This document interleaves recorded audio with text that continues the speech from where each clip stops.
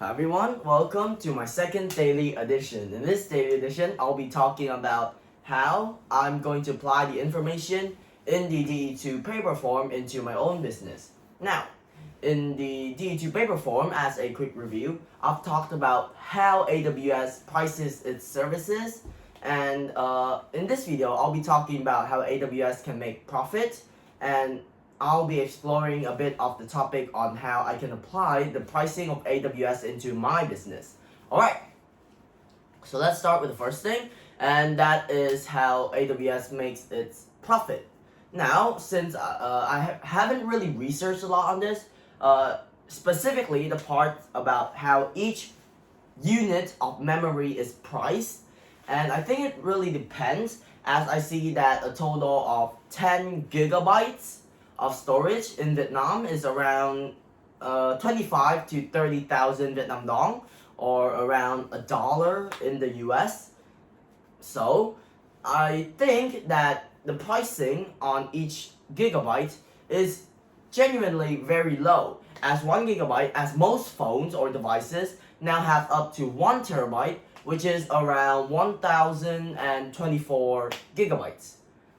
Now, and I think that's one of the reasons why technology is really expensive these days.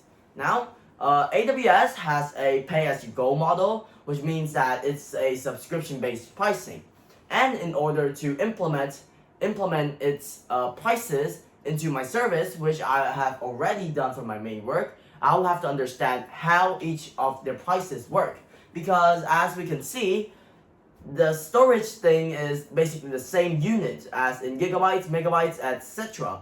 However, for each service, such as S3 or S2, Amazon Web Service has different prices. Now, I'll be talking about why this happens. Now, the reason why this happens, as the difference between S2 and S3 vary, is because S3, for example, has more service than the S2. Now, let's compare two services, for example. Let's say the S2 provides storage in the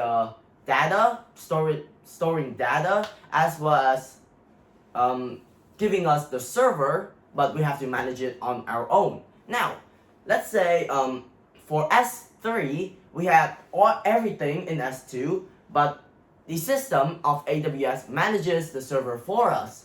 Now, although the cost between these vary only like, let's say, $1 to $2 for each month, the difference is a lot. Imagine that we have to do, let's say, 2 to 3 hours of per month regulating the servers. It's really stressful. And basically, the services in S3 can be achieved with coding when we use automatic updates, automatic billing, and automatic customer receives, which means that everything is automated in our server when we use S3. However, if we have a lot of free time, we can save money by using S2, and that is how AWS prices its services.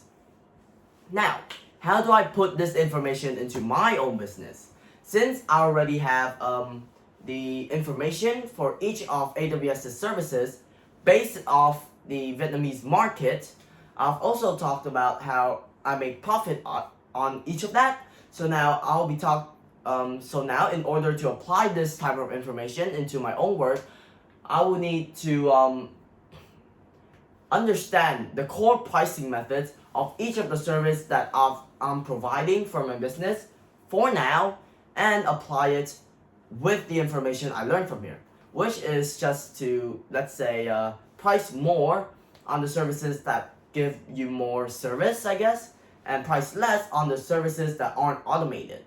So that's going to be my second daily edition this week. Thanks for listening and have a great day. Bye.